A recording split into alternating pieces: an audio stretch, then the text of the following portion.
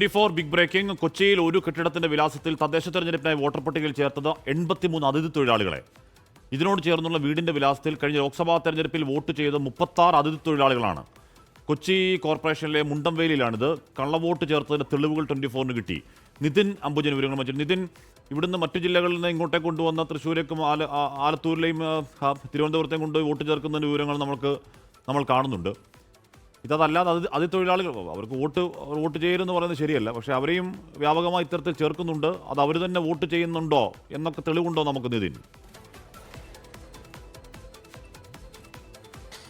ഹാഷ്മി, അതിഥി തൊഴിലാളികളെ വോട്ടേഴ്സ് പട്ടികയിൽ ഉൾപ്പെടുത്തുന്നതിനെതിരല്ല, പക്ഷേ 6 മാസത്തിന് കൂടുതൽ താമസക്കാരായ അതിഥി തൊഴിലാളികളെയാണ്, ഇതര സംസ്ഥാന തൊഴിലാളികളാണ് പൊതുവെ ഈ ലിസ്റ്റിൽ ഉൾപ്പെടുത്താറ്. പക്ഷേ ഇവിടെ നടന്നിരിക്കുന്ന ക്രമക്കേട് ഗൗരവമായ ഒരു ക്രമക്കേടാണ്. കാരണം കരാറടിസ്ഥാനത്തിലൊക്കെ തന്നെ നാട്ടിലേക്ക് എത്തുന്ന തൊഴിലാളികളെയാണ് ഇത്തരത്തിൽ ഈ വോട്ടേഴ്സ് ലിസ്റ്റിൽ ഉൾപ്പെടുത്തിയിരിക്കുന്നത്.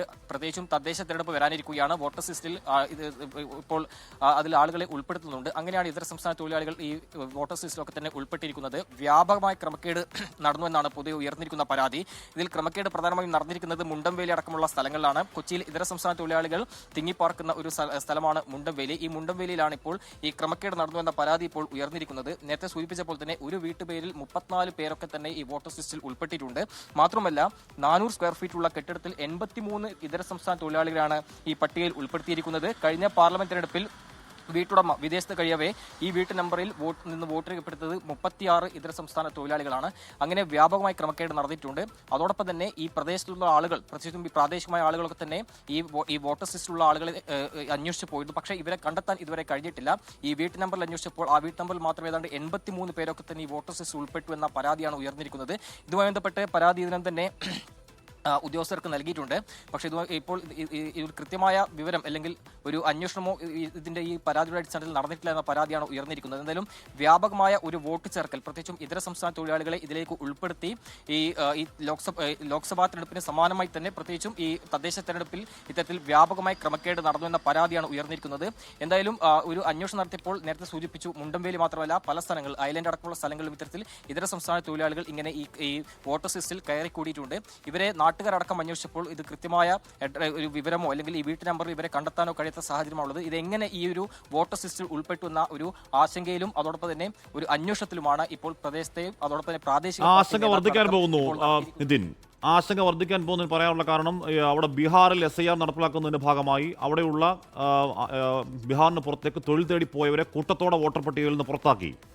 ചോദിക്കുമ്പോൾ അവർ പണിയെടുക്കുന്ന സംസ്ഥാനങ്ങൾ വേണം അവരുടെ വോട്ട് ചേർക്കാൻ എന്ന് പറഞ്ഞാൽ ബീഹാറിൽ നിന്നും ബംഗാളിൽ നിന്നും ഇവിടെ വന്ന് സ്ഥിരതാമസക്കാരായിരിക്കുന്ന അല്ലെങ്കിൽ ഇവിടെ ജോലി ചെയ്യാൻ വരുന്ന ആളുകളൊക്കെ ഇനി കേരളത്തിലെ വോട്ടർമാരാവാൻ പോവുക. അപ്പോൾ ഈ ക്രമക്കേടിന്റെ ആഘാതം പതിന്മടങ്ങായി വർദ്ധിക്കാൻ പോവുക. നിതിൻ, തീർച്ചയായും ഹാഷ്മി, അത്രയില്ല. പ്രത്യേകിച്ച് കൊച്ചിയെ സംബന്ധിച്ചാണ് ഗൗരവമായ ഒരു കാര്യം. കൊച്ചിയിൽ ഇതര സംസ്ഥാന തൊഴിലാളികൾ പല സ്ഥലങ്ങൾ, പ്രത്യേകിച്ചും ആലുവ, പെരുമ്പാവൂർ അടക്കമുള്ള സ്ഥലങ്ങളിലും തിങ്ങിപ്പാർക്കുന്നുണ്ട്. മുണ്ടവേലി നഗരത്തിലാണെങ്കിൽ മുണ്ടവേലിയിലും അതോടൊപ്പം തന്നെ ഐലൻഡ് അടക്കമുള്ള സ്ഥലങ്ങളിലും ഇത്തരത്തിൽ ഇതര സംസ്ഥാന തൊഴിലാളികൾ കഴിയുന്നുണ്ട്.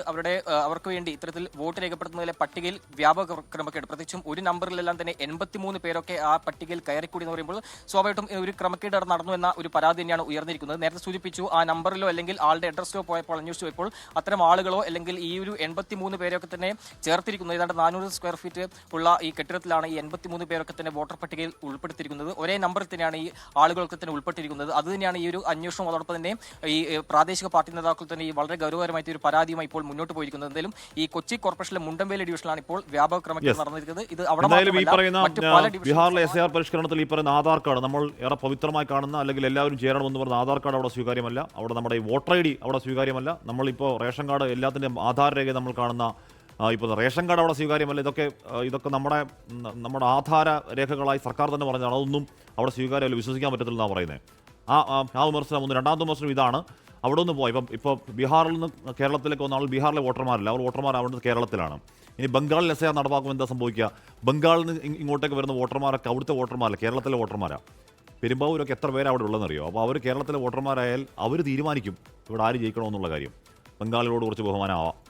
ലോകത്തെവിടെയായാലും ഏത് സമയത്തും 24 വാർത്തകളും ഓഗ്മെന്റഡ് റിയാലിറ്റി പാക്കേജുകളും എക്സ്പ്ലെയിനറുകളും വിശദമായി കാണാൻ ഞങ്ങളുടെ YouTube ചാനൽ നിങ്ങൾക്ക് സബ്സ്ക്രൈബ് ചെയ്യാം.